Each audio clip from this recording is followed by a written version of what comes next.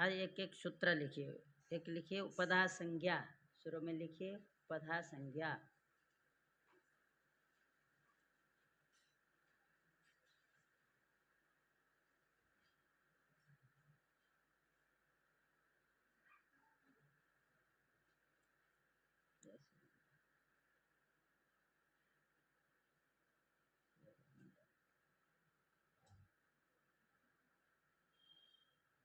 हाँ, उपधा संज्ञा, उपधा संज्ञा ऐसे बोलते हैं ना, उपधा संज्ञा। संज्ञा बोलो, अब लो संज्ञा, ज और या मिल करके संज्ञा बनता है। तो ज्ञा संज्ञा उच्चारण क्या होगा, लास्ट में क्या है, या है, तो क्या बोलना है, संज्ञा संज्ञा। आप लोगों को नहीं आता तो धीरे धीरे अभ्यास करो, ठीक है। हम आज इसीलिए अलग से थोड़ा हट करके बता रहे हैं कि कई लोग नहीं आ रहे हैं, उनका नुकसान भी ना हो और आप लोगों का भी नुकसान न हो, इसीलिए हम थोड़ा हट करके जो 9 दिन है इसके लिए आपका समय का भी सदुपयोग हो, और जो नवरात्र के लिए दक्षिणा के लिए गए हैं, लक्ष्मी प्राप्ति के लिए गए हैं, उनका भी कोई नुकसान न हो, इस उद्देश्य से हम आज थोड़ा उसको छोड़ करके अलग चल रहे हैं, ठीक है। लेकिन आप लोगों को ये लगेगा कि हम लोग और ज़्यादा लाभ में रहे, कहीं नहीं गए तो हम लोग ज़्यादा लाभ में रहे, ये आप लोग बाद में जानेंगे। हम चाहते हैं, सब लोग छुट्टी कर रहे हैं लेकिन हम छुट्टी नहीं करके और ज़्यादा समय देना चाहते हैं। हमारा लक्ष्य है आप लोगों को योग्य बनाना। व्याकरण के प्रति जो लोगों की उपेक्षा बुद्धि है, व्याकरण बिना पढ़े ही सब कुछ कर सकते हैं, हम ये आप लोगों को जागृत करना चाहते हैं कि व्याकरण के बिना कुछ नहीं हो सकता है। यदि अच्छा विद्वान बनना है, योग्य विद्वान बनना है, सबसे पहले व्याकरण का अध्ययन होना अनिवार्य है। काणादम पाणिनीयंच सर्वशास्त्रोपकारकम, है ना। काणादम, कणादेन कृतो ग्रंथः काणादः, पाणिनिना कृतो ग्रंथः पाणिनीयः। काणाद माने न्यायशास्त्र, पाणिनीयम तो जानते ही हैं हम, वर्तमान में तो यही पाणिनि के द्वारा जो रचित अष्टाध्यायी है उसको आधार बना करके जो भी ग्रंथ हो हैं उनको पाणिनीय कहते हैं। तो उनका अध्ययन, ये दोनों ही हमारे शास्त्रों में, ये भी नहीं है कि केवल व्याकरण पढ़ करके केवल व्याकरण में ही सीमित रही है। व्याकरण वास्तव में और शास्त्रों में प्रवेश के लिए है। आजकल तो व्याकरण पढ़ने में ही लगा देते हैं 12-15 साल, फिर कोई काम नहीं, ये भी नहीं होना चाहिए। समझ गए, व्याकरण पढ़िए, प्रक्रिया अच्छे से पढ़िए, प्रक्रिया, और शास्त्रार्थ पद्धति जो है वो कोई ज़्यादा नहीं, प्रक्रिया आनी चाहिए। शब्द कैसे बना, किस धातु से बना, क्या प्रत्यय है, किस अर्थ में प्रत्यय है, ये सब आपको जानना चाहिए। ये जानने के बाद हम ये नहीं कहते हैं कि भागवत आपको व्याकरण पढ़ लेंगे सब आ जाएगा। गुरु के पास तो आपको जाना पड़ेगा। व्याकरण के आधार पर आप शब्दार्थ तो कर सकते हैं, लेकिन जो उसका भाव है, जो गुरु परंपरा से प्राप्त होती है ना, उसको सीखने के लिए तो आपको जाना ही पड़ेगा। तो हम यही कहते हैं कि व्याकरण पहले अच्छे से पढ़िए, और फिर ये भी नहीं कहते कि व्याकरण नहीं पढ़े तो भागवत पढ़ रहे हैं तो भागवत पढ़ना छोड़ दीजिए, ये भी नहीं, है ना।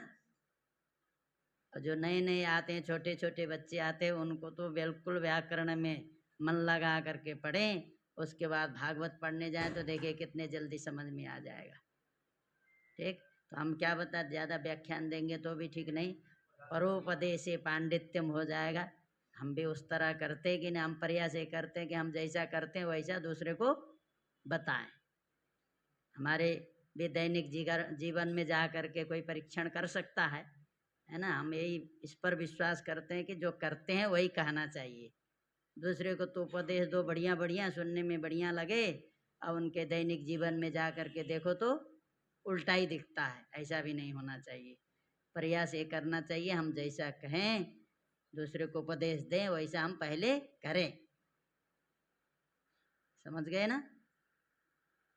ये होना चाहिए। सुबह शुरू करें, शुरू करना है, पीछे पीछे जो हुआ उसको छोड़िए, आगे से अब अच्छा करना है। तो हमने क्या बताया अभी?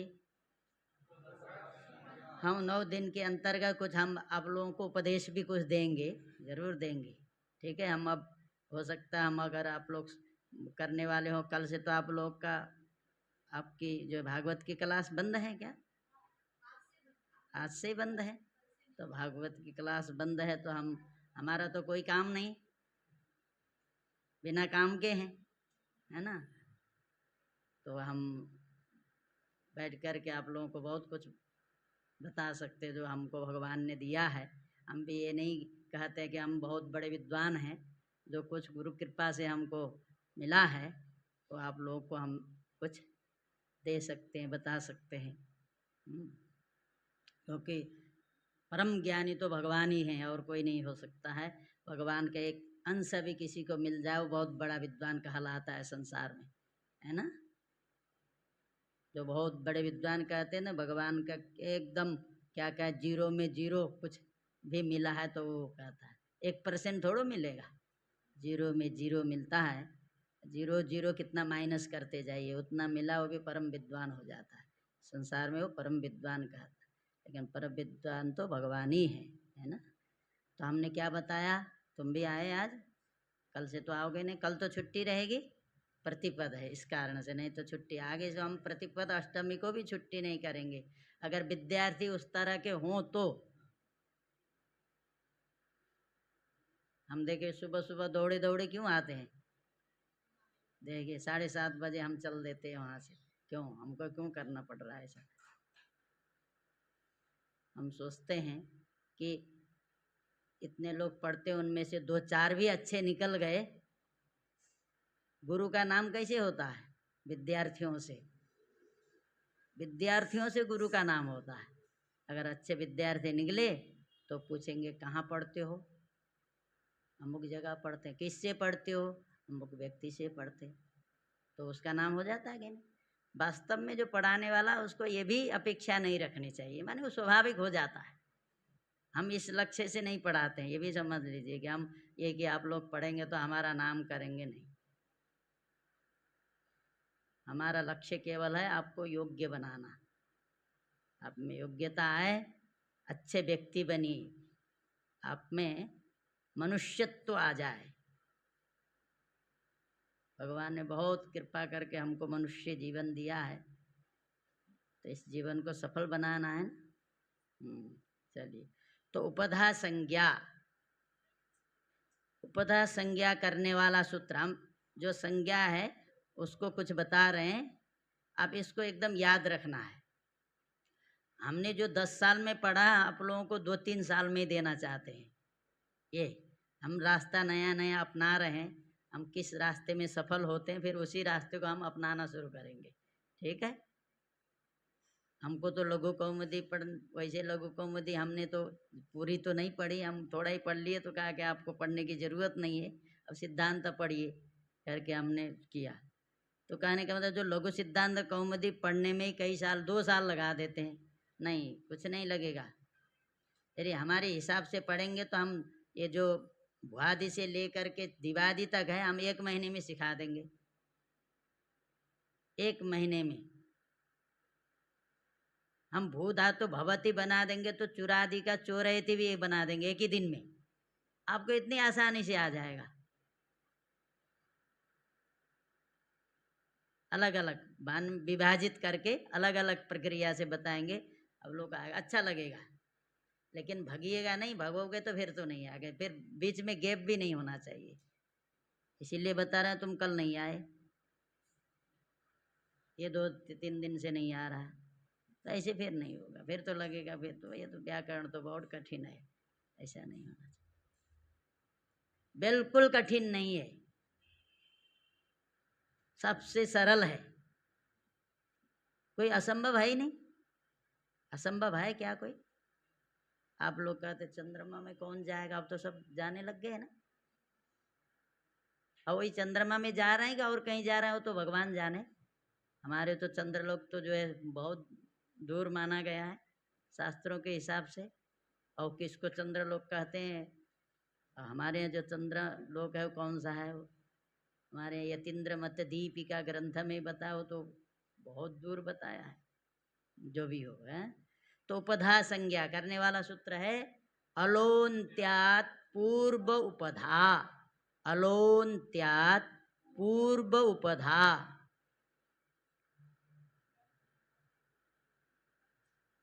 एक एक नंबर दे करके उसको नोट करना। बीच बीच में पूछेंगे उपधा संज्ञा करने वाला सूत्र कौन सा है, वृद्धि संज्ञा करने वाला सूत्र क्या है, ये सब पूछेंगे।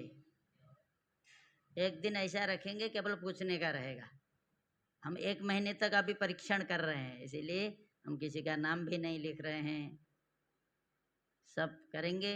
हमने जो प्रक्रिया बताई है वो परीक्षा भी लेनी है। 1 महीने परीक्षण काल है, ठीक है।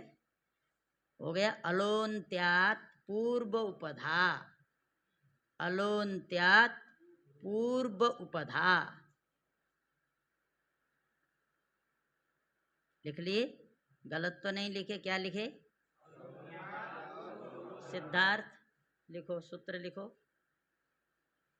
अलोन्त्यात पूर्व उपधा।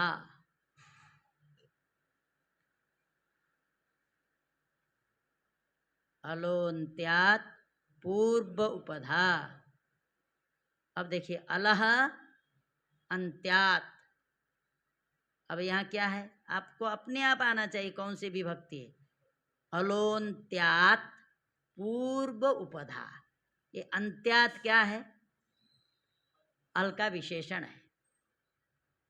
अंत्यात अलह तो क्या होगा? विशेषण और विशेष्य में कौन सी विभक्ति होती है? समान होती है, अलग अलग?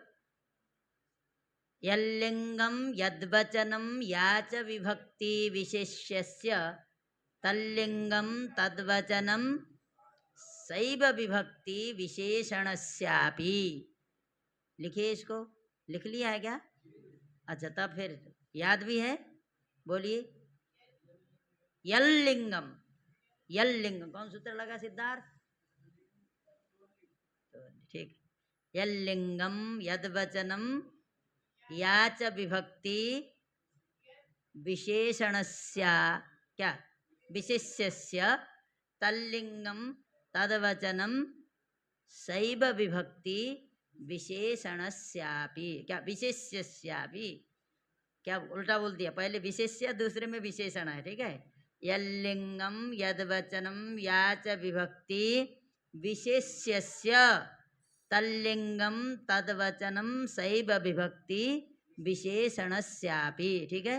जो लिंग, जो वचन, जो विभक्ति विशेष्य की होती है वही लिंग, वही वचन, वही विभक्ति विशेषण की भी होती है। समझ गए? अब ये भी कई चीज है, फिर इसमें भी और बताऊं तो थोड़ा हो जाएगा। ये भी है कि कभी नियत जो विभक्ति वाले शब्द होते हैं ना, नियत, उसमें ऐसा नहीं होता। फिर नियत विभक्ति वाले जो शब्द होते हैं, जैसे आश्रय, आश्रय शब्द नियत विभक्तिक है, वो पुल्लिंग ही रहेगा, विशेष्य के कारण वो बदलेगा नहीं, कई होता है, ठीक है। अभी यही समझ लीजिए कि विशेष्य में जो लिंग है, जो वचन है, जो विभक्ति होती है, वही हमको विशेषण में प्रयोग करना है। यदि विशेष्य में एक वचन है, प्रथमा विभक्ति है, पुल्लिंग है, तो विशेषण में भी हमको यही सारा करना है, ठीक है।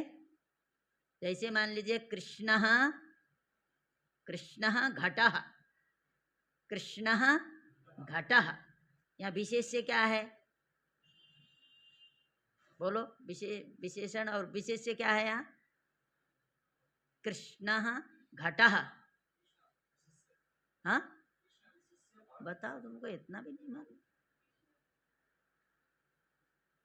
किसके? कृष्ण किस में बताया जा रहा है? विशेषता जिसकी बताई जाती है वो विशेष्य होता है ना। कृष्ण घट है क्या? घट, घट विशेष्य है। घटः ये विशेष्य है, कृष्ण क्या है? काली गाय क्या है विशेषण? काली। समझ गए? कृष्ण घटः, ये घट है विशेष्य, कृष्ण है। तो हमने कृष्ण घटः, घट के अनुसार कृष्ण इसका प्रयोग किया। कृष्ण घटः, घट के अनुसार ही कृष्ण में विभक्ति लगाई है। प्रथमा एक वचन और पुल्लिंग है। ठीक है। उसी तरह अलोन्त्यात पूर्व उपधा, अंत्यात क्या? अंत्यात अलह, अंत्यात अलह, इसका मतलब अंत्यात में कौन सी विभक्ति है? आत, जिसमें लगा हो आत, इतना तो समझ सकते हैं। आत जिसमें हो वह पंचमी होती है। अंत्यात माने पंचमी का एक वचनांत है। अंत्यात क्या है? रामात, कृष्णात, वृंदावनात। जो भी अदंत शब्द होते हैं, रस्व अकारांत शब्द होते हैं, उनमें आत जोड़ा जाता है। आत, रामात, कृष्णात, ठीक है, यानात, ये सब पंचमी है। तो अंत्यात पंचम्यंत है, पंचमी का एक वचनांत है। अलह ये भी पंचमी का एक वचनांत ही होगा। लिखिए अर्थ। तो अंत्यात तो क्या हो गया? पंचमी का एक वचनांत हुआ। राम शब्द के रूप आते हैं, आप लोगों को नहीं आते? राम शब्द के रूप किसको आते हैं? बहुत कम है भाई, राम शब्द भी नहीं आता, कैसे होगा? एकदम शुरुआत से ही बताना पड़ेगा आप लोगों को, है ना? हाँ, चलिए कोई बात नहीं, घबराइए नहीं, सब हो जाएगा। 1-2 महीने के बाद लगेंगे कि तो बहुत पढ़ लिए हैं, ऐसा हो जाएगा। अलोन्त्य अंत्यात पंचमेक वचनांतम, अलह पंचमेक वचनांतम, पूर्व प्रथमैक वचनांतम, उपधा प्रथमैक वचनांतम, चतुष्पदमिदं सूत्रम, सूत्रेस्मिन् चत्वारि पदानि सन्ति। पंचमेक वचनांतम, प्रथमैक लिख दिया क्या? हमने बोला अलह पंचमेक वचनांतम, अंत्यात पंचमेक वचनांतम, पूर्व प्रथमैक वचनांतम। यद्यपि लोप है, पूर्व पदा अलग अलग लिखा है, एक जगह लिखा है।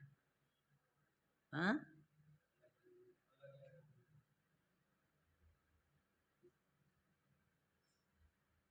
क्योंकि आप पूर्व उपधा में विसर्ग क्यों नहीं है सिद्धार्थ? हाँ, शुभम बताओ। पूर्व उपधा हमने प्रथमा बोला है, विसर्ग क्यों नहीं लिखा?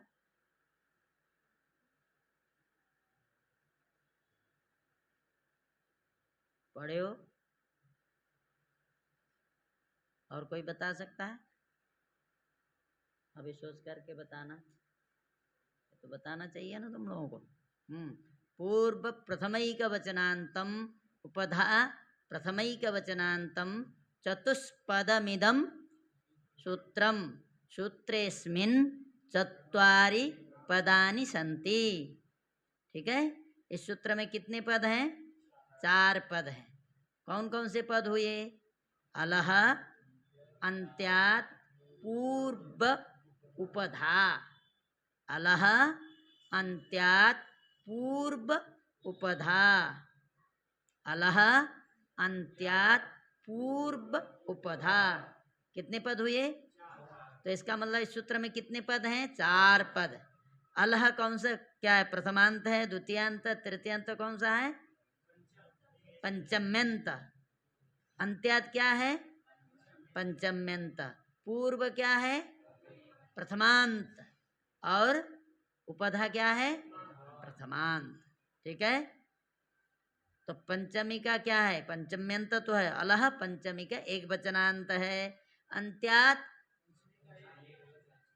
पूर्व क्या है? हाँ, उपधा प्रथमा का एक वचनांत। तो कितने पद हो गए? 4 पद हो गए। ठीक है, कोई पूछेगा तो आपको क्या बोलना है? अस्मिन् सूत्रे सूत्रेस्मिन् चत्वारि पदानि सन्ति। इदं सूत्रं किं करोति? पद संज्ञां करोति। किं करोति? उपधा संज्ञां करोति। क्रिया धातु सकर्मक है ना। आप वाक्य बनाने आना चाहिए। इदं सूत्रम किं करोति? उपधा संज्ञां करोति। कस्य वर्णस्य उपधा संज्ञां करोति?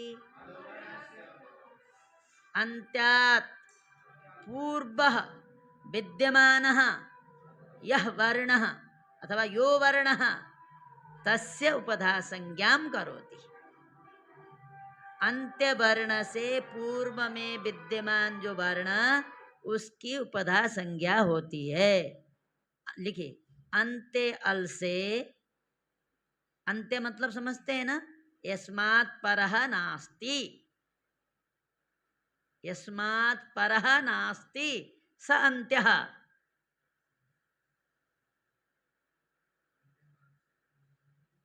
अंत्य अल से पूर्व में विद्यमान वर्ण की उपधा संज्ञा होती है। अंत्य अल से, अंत्य वर्ण से पूर्व में विद्यमान वर्ण की उपधा संज्ञा होती है। अंत्य वर्ण से पूर्व में विद्यमान वर्ण के हम अल बोलेंगे। अल मतलब सारे वर्णों को अल कहा जाता है।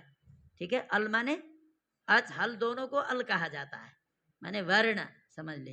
अंत्य अल से बोलिए चाहे अंत्य वर्ण से बोलिए, कि अल आ गए तो अलग मत समझो। क्या अर्थ लिखे? ठीक है, अंत्य अल से पूर्व में विद्यमान वर्ण की उपधा संज्ञा होती है। मान लीजिए राम है, यहाँ उपधा क्या है? राम, राम जब बोलते हैं इसमें उपधा क्या है? हाँ बताओ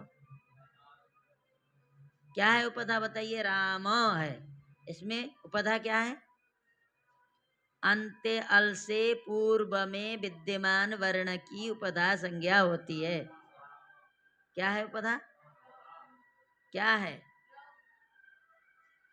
यहाँ अंतिम वर्ण क्या है राम में? अ, तो उससे पूर्व में कौन वर्ण है? म, तो म हुआ ना उपधा। तुम तो कह रहे हो अ। मकार उत्तरवर्ती अकार नहीं, मकार। अत्र मकारः उपधा वर्तते, न तो मकार उत्तरवर्ती अकारः। माने कौन है? म। क्योंकि उसके बाद में अ है ना, अ अंतिम वर्ण है। उससे पूर्व में वर्ण क्या है? गौरी। उपधा क्या है? रकारः। ऐसे बोलोगे क्या? हाँ, क्या बोलना? हमने बोला रकार कभी भी बोलना, रकार गलत है। ठीक है, क्योंकि कार प्रत्यय और वर्णों से होता है, रेफ से कभी भी नहीं होता। अकारः, इकारः, उकारः, ककारः, खकारः बोल सकते हो, लेकिन रकार नहीं बोल सकते। वर्णात्कारः केवल, और रेफ को छोड़कर, रेफ से र से क्या होता है? इफ प्रत्यय होता है, तो रेफः। ठीक है, कभी भी रकार नहीं बोलना। तो इसका मतलब गौरी में जो रेफ है वो है उपधा। नारायणी क्या है उपधा? नकारः। नहीं आया? आया समझ में? तो जब भी आओगे यही कहोगे कि आगे क्या पता नहीं है। जब शुरू हुआ तो क्यों नहीं आई?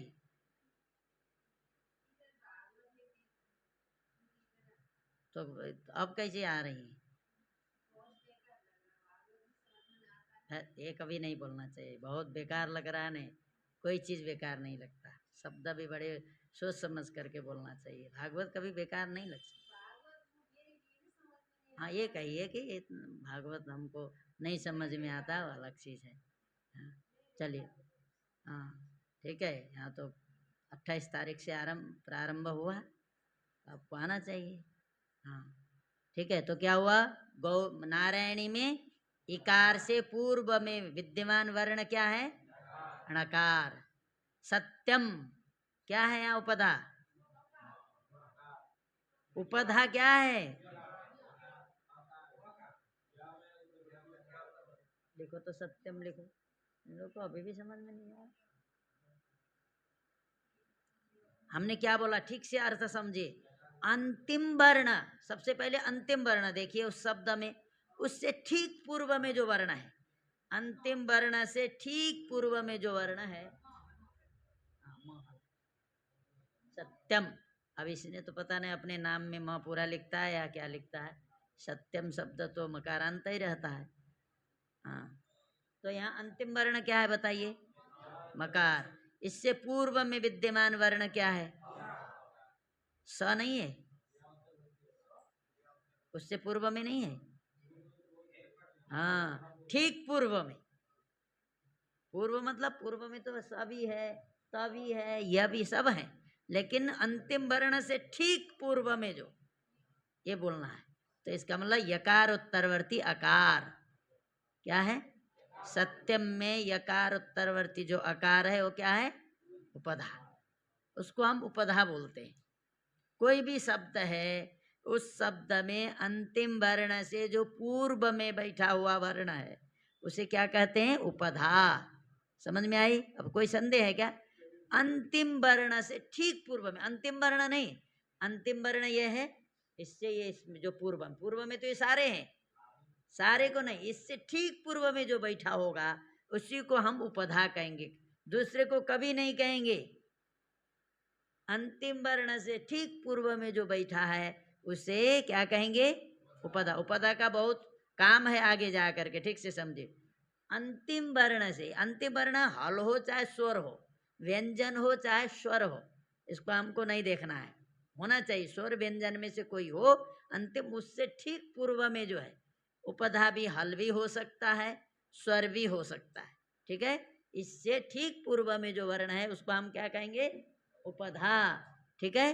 पदा संज्ञा करने वाला सूत्र क्या है, अलोन्त्यात पूर्व उपधा। इस सूत्र में कितने पद हैं, चार। कौन कौन से, हलोन्त्यात पूर्व उपधा। ये क्या करता है, उपधा संज्ञा किसकी करता है, हाँ अंतिम अल से पूर्व में विद्यमान वर्ण की करता है। हो गया क्लियर, अंतिम वर्ण से पूर्व में विद्यमान जो वर्ण है उसकी उपधा संज्ञा करता है। ठीक से आया, ये नहीं आया। अब दूसरा चलिए, धातु संज्ञा करने वाला सूत्र आप नोट करते जाइए। धातु संज्ञा करने वाला सूत्र लिखिए,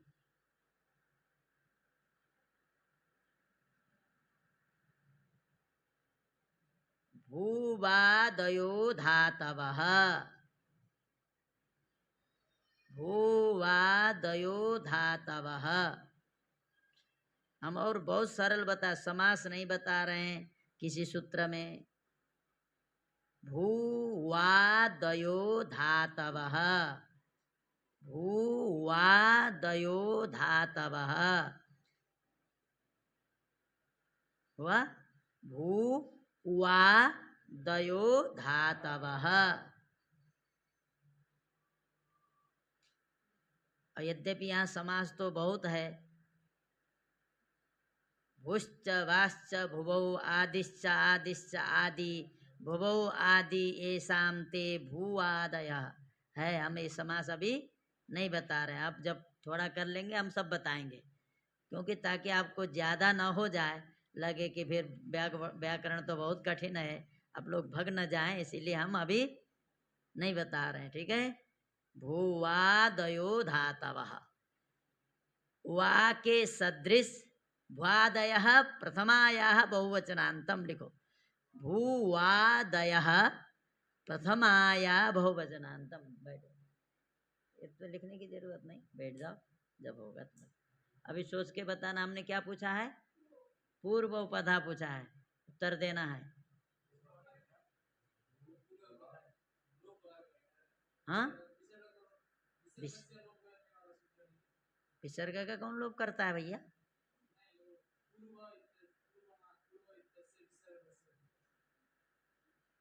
पूर्व में विसर्ग है, तो वही तो कह रहा है, विसर्ग क्यों नहीं लिखा? हाँ, सुप का लुक किस सूत्र है?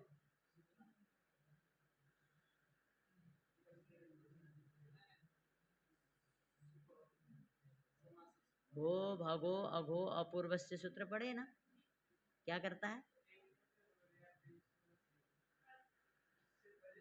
पूर्व शब्द से सु ले आए, सु में उकार का उपदेश जन्नासिक से संज्ञा, तस्य लोप से लोप, पूर्वस सकार का ससज स्वरू से रु, पूर्वर भो भगो अगो अपूर्व से यकार, पूर्व य उपधा यकार का हाँ लोपः साकल्यस्य से लोप, क्या बना?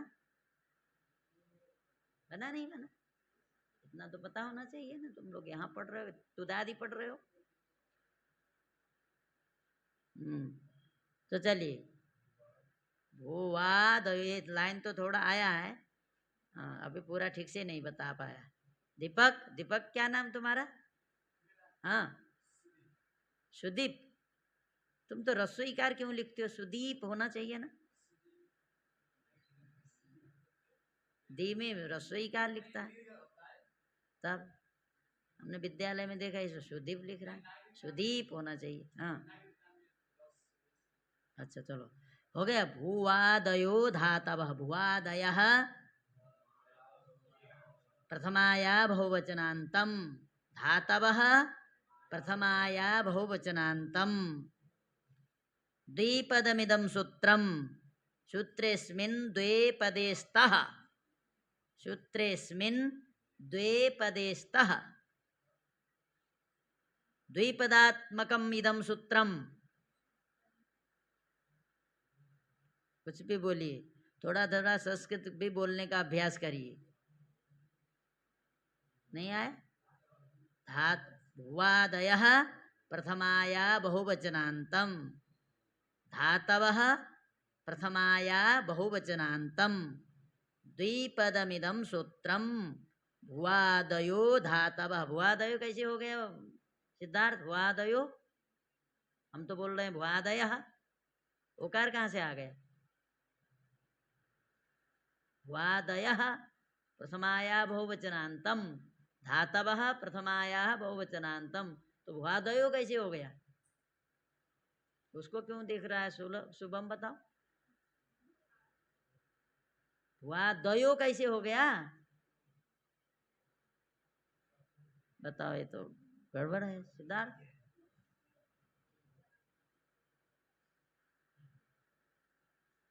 कौन सी संधि है? चलो सोच करके बताना थोड़ी, बताओ। ये भी नहीं मालूम, तब तो फिर तो गड़बड़ है, इनका मतलब शुरू का गड़बड़ है। चलो क्या है? हाँ लिखिए, अब अर्थ लिखिए इसका। वा के सदृश, वा के सदृश क्रियावाचक, वा के सदृश, सिद्धार्थ अर्थ लिखो, वा के सदृश। आपको ऐसा अर्थ नहीं बताएगा कोई, थोड़ा सा अलग अलग बता रहे हैं ताकि आगे जा करके आपको समस्या ना आए। वा के सदृश क्रियावाचक भू आदियों की धातु संज्ञा होती। वा के सदृश, वा के सदृश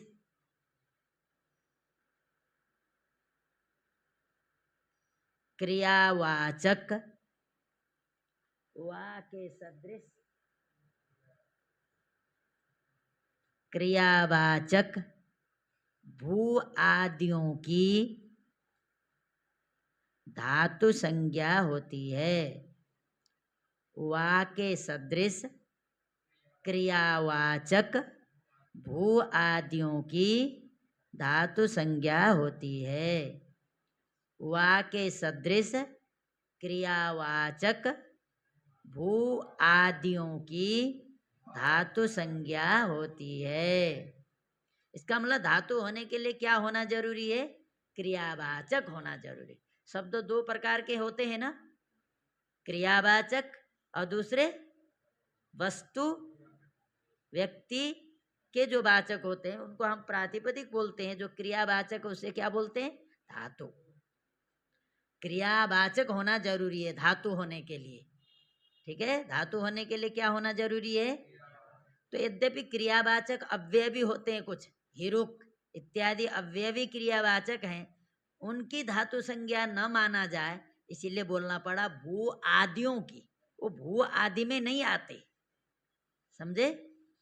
क्रियावाचक वा सदृश क्रियावाचक भू आदियों की धातु संज्ञा होती है। वा सदृश क्रियावाचक भू आदियों की धातु संज्ञा होती। आप कहेंगे धातु किसे कहते हैं, तो क्या बोलोगे? जो क्रियावाचक हैं और भुआदि हैं उनको क्या कहते हैं? धातु। क्रियावाचक माने वा सदृश क्रियावाचक भू आदियों की, 5 बार बोलिए।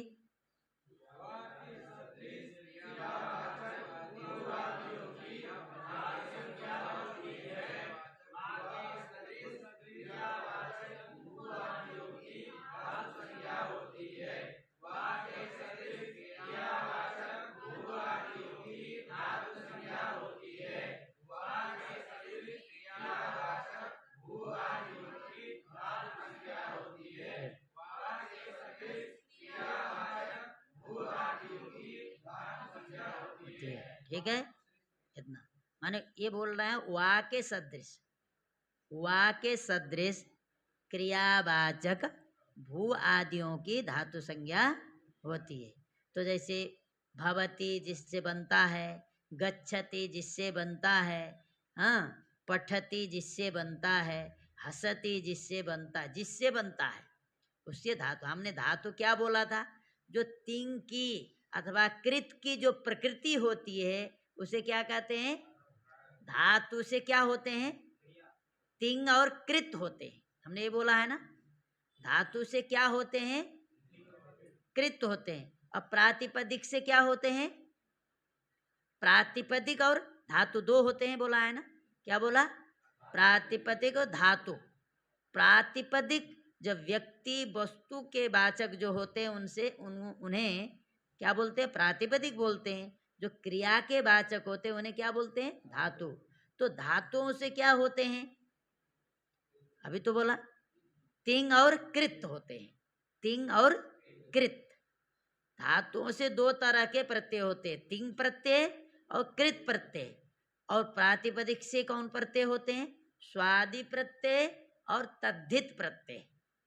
क्या?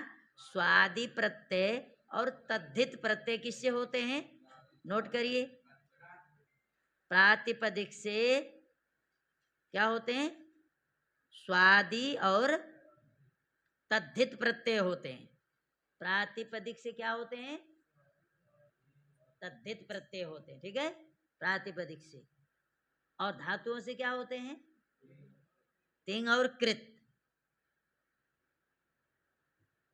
प्रातिपदिक से स्वादि और तद्धित प्रत्यय होते हैं, धातु से तिंग और कृत प्रत्यय होते हैं। ठीक हो गया? तो इसका मतलब धातु संज्ञा किसकी हुई? देखो, हम जिससे तिंग और कृत करते हैं उसकी धातु संज्ञा होती है। बोलो ना, जिससे हम तिंग और कृत प्रत्यय करते हैं उसकी क्या होती है? धातु संज्ञा होती है। तो धातु संज्ञा होने के लिए और क्या चाहिए? क्रियावाचक होना जरूरी है। क्रियावाचक की धातु संज्ञा होती है। क्या होती है? क्रियावाचक की धातु संज्ञा होती है। ठीक है। अब क्या है, आया समझ में? तो धातु संज्ञा करने वाला सूत्र क्या हुआ? उपधा संज्ञा करने वाला सूत्र कौन सा हुआ? उपधा संज्ञा करने वाला सूत्र बताओ। वो बताएगा। हाँ हाँ, देखना पड़ रहा है कौन सा सूत्र है उपधा संज्ञा करने वाला। सूत्र बताओ। अलोन्त्यात पूर्व उपधा। इतने देर में तुमको एक सूत्र नहीं आया। अलोन्त्यात पूर्व उपधा, धातु संज्ञा करने वाला सूत्र बताओ। ये क्या नाम है, और नाम पता नहीं ना, इसीलिए हमको ऐसा करना पड़ रहा है। हाँ बताओ, धातु संज्ञा करने वाला सूत्र क्या अर्थ है। बस तुमने पहले जो रटा है उसी को बोलेगा। हमने क्या बोला,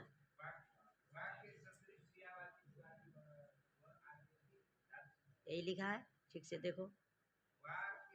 वा सदृश क्रियावाच वादियों की धातु संज्ञा होते, पहले का भूल जाओ। हाँ, वा सदृश क्रियावाचक भू आदियों की धातु संज्ञा होती है। अभी क्यों है वा सदृश, अब इसमें इसको समझाने लगो तो बहुत लगेगा। अब सादृश्य किस में लिया जाता है, फिर बोलेंगे तद भिन्नत्वे सति तदगत भूयो धर्मवत्वम सादृश्यम। अब इसको समझाने के लिए बहुत कुछ करना पड़ेगा, इसीलिए हम इतना रटो, थोड़ा संस्कार बनेगा, फिर आगे आपको फिर बढ़िया से बताएंगे, है ना, क्योंकि थोड़ा अधिक न हो जाए, इसके लिए हम ज़्यादा विस्तार में नहीं जा रहे हैं। तो आपको फिर भी कह रहे नहीं छूट गया, ये तो शुरुआत हो रहा है। चलिए अब आगे दूसरा सूत्र ले लीजिए। एक दूसरा भी है सूत्र जो धातु संज्ञा करता है। कौन सा सूत्र है, सनाद्यंता धातवः। लिखिए, सना धातु संज्ञा करने वाला दूसरा सूत्र।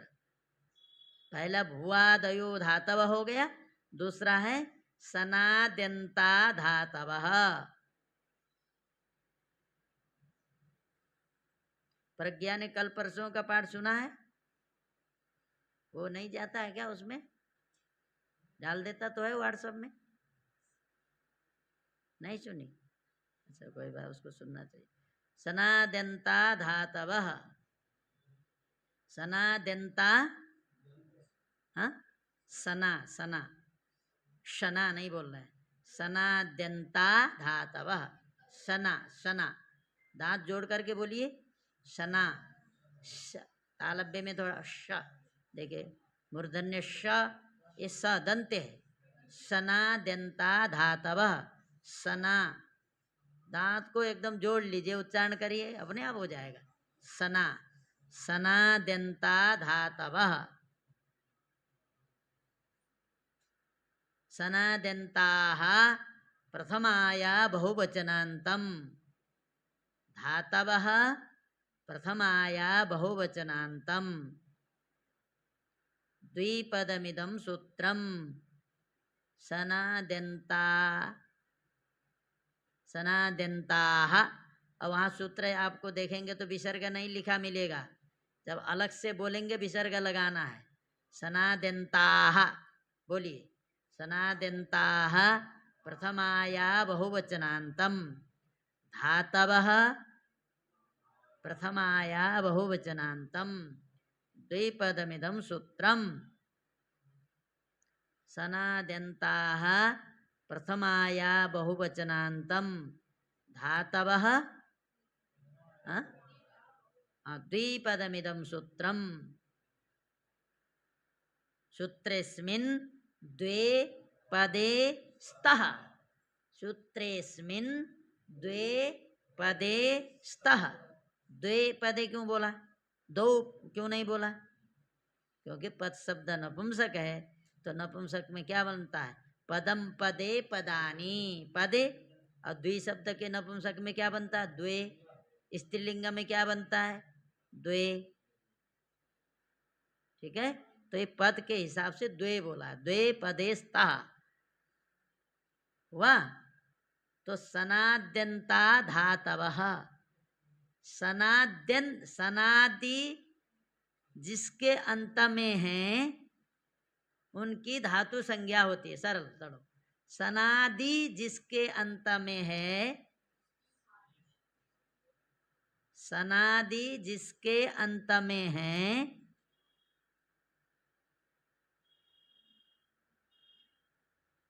उस समुदाय की धातु संज्ञा होती है। सनादि जिसके अंत में है उस समुदाय की धातु संज्ञा होती है। सनादि जिसके अंत में है उस समुदाय की धातु संज्ञा होती है। ये सनादि प्रत्यय भी किससे होते हैं? धातुओं से होते हैं। ठीक है, ये सनादि प्रत्यय भी किससे होते हैं? अब सनादि प्रत्यय जिसके अंत में है उसकी धातु संज्ञा होती है। ठीक है, सनादि जिसके अंत में है उस समुदाय की धातु संज्ञा होती है। और सनादि की संख्या 12 है, इतना तो लिख दो। सनादि की संख्या 12 है। सनादि 12 होते हैं। ये जो 12 प्रत्यय हैं ये जिसके अंत में होंगे उसको हम क्या कहेंगे? धातु कहेंगे। ये कल ठीक करके आइएगा। ठीक है, हाँ अभी बता रहे हैं। हाँ अब इतना हो गया। अब कौन से 12 हैं? 12 कौन से हैं? तो आप भुआदि खोलिए, हमको अलग से लिखाने की जरूरत नहीं। भुआदि गुपुरक्षणे, पेज संख्या अब कितना है ध्यान नहीं। सबसे क्या है ये है आपको आयादय अर्ध धातु के वा, वहां लिखा है नीचे 12 प्रत्यय गिनाया है। पेज बता दो। कान 90 देखो।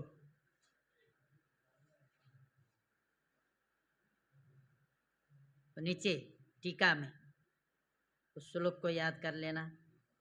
मिला?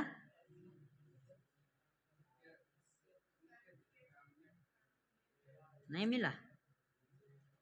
दिख रहा है? देखो नीचे।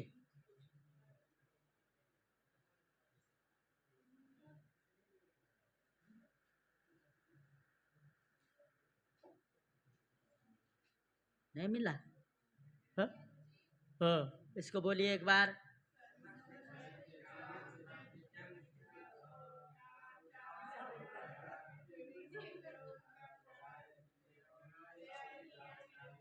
चलिए मैं ही बोल देता हूँ थोड़ा। सन क्यच काम्यच क्यंग क्यस आचार क्विप अणिच यंग यक आय इयंग इयंग हणिंग।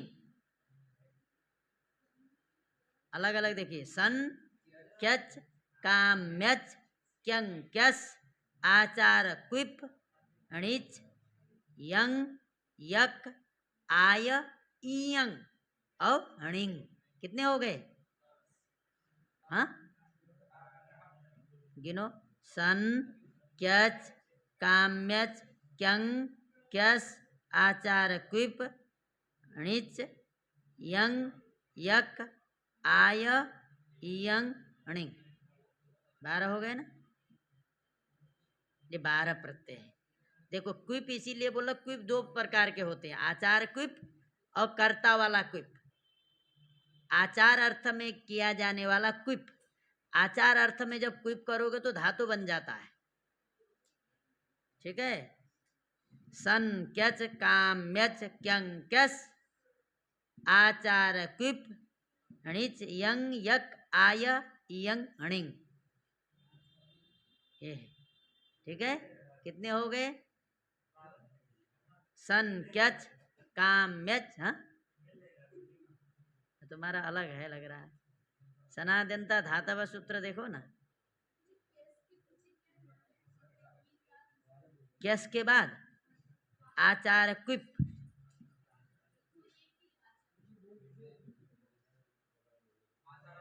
लघु सिद्धांत दो, मैं बोल दो।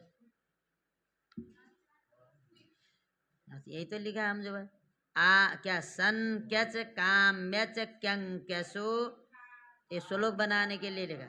सन क्यच काम्यच क्यंग क्यसो था चार क्विब अणिज यंगौ तथा यगाय ईयंगणिंग चेति द्वादशामी सनादयः सन क्यच काम्यच क्यंकसो थाचार क्विप णिज यंगौ तथा यगाय यंगणिं चेति द्वादशामी सनादयः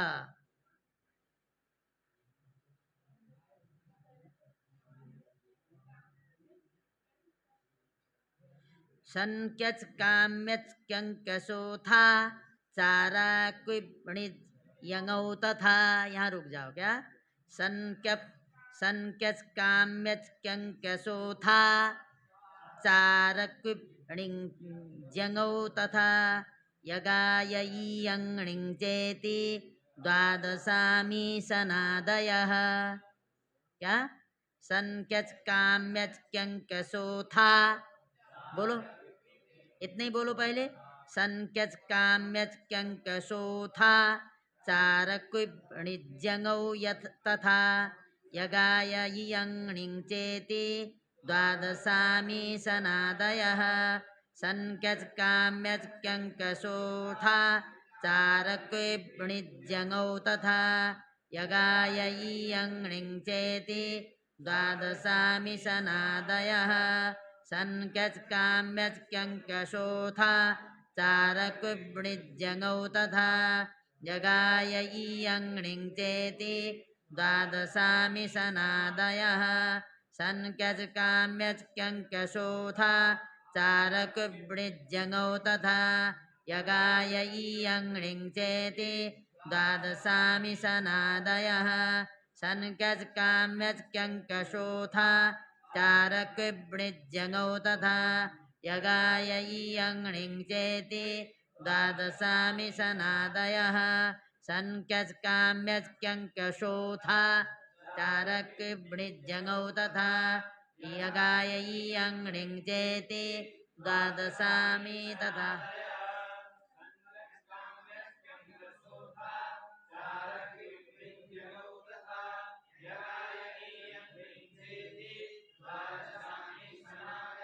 सन क्यच काम्यच क्यंकसो था चारक्विपणिजंगौ तथा यगाय यंगणिं चेति द्वादशामी सनादयः।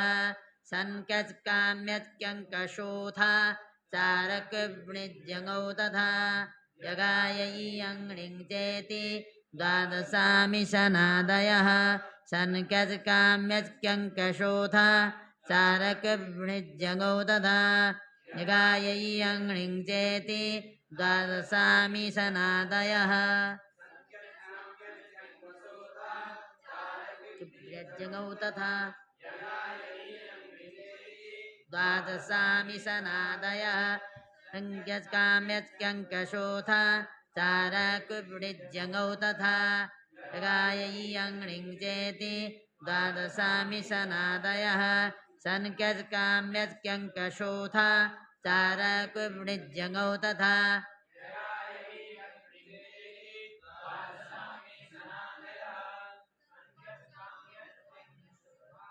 तो इतना कल याद करके आओ, ठीक है। एक कल याद कर लेना। ये जिसके अंत में होंगे उनको हम धातु कहेंगे। इनको क्या कहेंगे? धातु।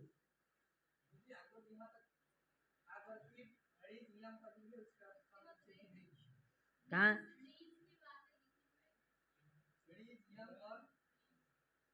सन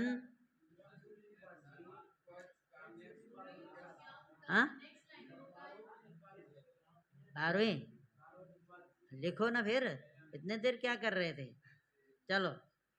सन क्यच काम्यच सन क्यच काम्यच क्यं क्यस आचार क्विप अणिच। उसके बाद यंग यक। हाँ सार्वधातु के यक वाला यक है। आय छूट गया। यंग हणिंग हणिंग क्या लिखे? फिर से सुनो। सन क्यच काम्यच सन क्यच काम्यच, सन क्यच काम्यच, हो गया। सन क्यच काम्यच, क्यं क्यस आचार क्विप, क्यं क्यस आचार क्विप, क्यं क्यस आचार क्विप। उसके बाद अणिच यंग यक, अणिच यंग यक, अणिच यंग यक, आय इयंग अणिंग, आय इयंग अणिंग, आय इयंग, इयंग बड़ी ई लिखना, आय इयंग अणिंग। हो गए 12 की नहीं हुई? सन क्यच काम्यच क्यं क्यस, देखो सुनो, सन क्यच काम्यच क्यं क्यस आचार क्विप, इतना हो गया। उसके बाद अणिच यंग यक, आय इयंग अणिंग, सन क्यच काम्यच क्यं क्यस आचार क्विप, अणिच, उसके बाद यंग यक, आय इयंग अणिंग। ये है 12। मूर्धन्य सा क्यश, क्यश, सन क्यच काम्यच क्यं क्यस आचार क्विप, अणिच यंग यक, आय इयंग अणिंग। 12 हुई है कि नहीं हो? ये 12 है। इनको बोलते सनादि। ये जिसके भी अंत्य में लगेंगे उनकी, नारायणी को नहीं पता चला, इतने देर में भी नहीं पता चलेगा तो कैसे काम चलेगा? क्या रही ऐसे कर रही है ना? हाँ हाँ, तो इसी से पता लग रहा है नहीं यार। हाँ,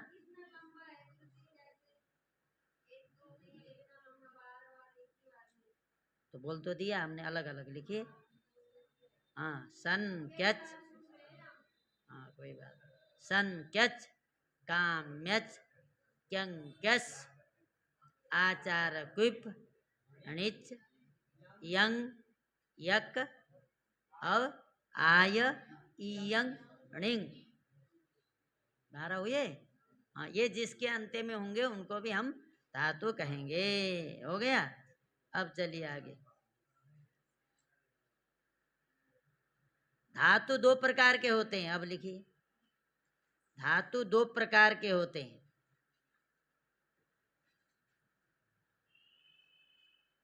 हम लोग बताते हैं, घबरा मत, हम रहेंगे, है ना? आज जाना नहीं विद्यालय? हाँ, आज है विद्या, भागवत क्लास है? हाँ ठीक है, चले जाना फिर। तो पहले तो बोली नहीं है। अच्छा, कल से नहीं, ठीक, कल कल नहीं आना, परसों से आइएगा, ठीक। धातु 2 प्रकार के होते हैं, लिखिए। औपदेशिक, आतिदेशिक। औपदेशिक और आतिदेशिक। औपदेशिक धातु और आतिदेशिक धातु।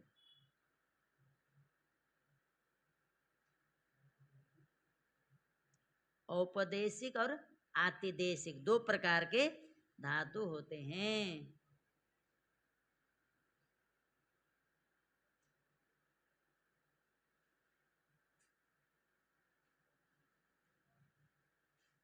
औपदेशिक धातु धातुओं को 10 विभागों में बांटा गया है। औपदेशिक धातुओं को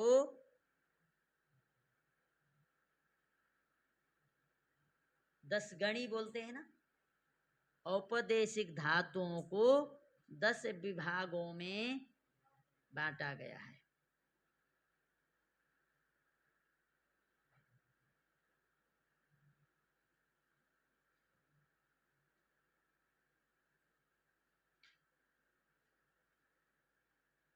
कोई गण जो है उसी में लिखा भ्वादि, भ्वादि गण, अदादिगण, जुहोत्यादिगण, दिवादिगण, स्वादिगण, हाँ, तुदादिगण। देखो बंदर आया सिद्धार्थ, उसको करो तो।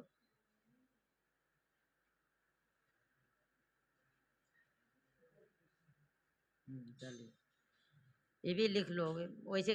लघु सिद्धांत कौमुदी में भुआदि लिखो तो आ जाएगा। भुआदि है ना, खोलेंगे पेज में सबसे पहले भुआदि वही गण है, कोई अलग से लिखाने की जरूरत नहीं। भुआदि, अजादि, जुहोत्यादि, दिवादि वहीं लिखा हुआ है।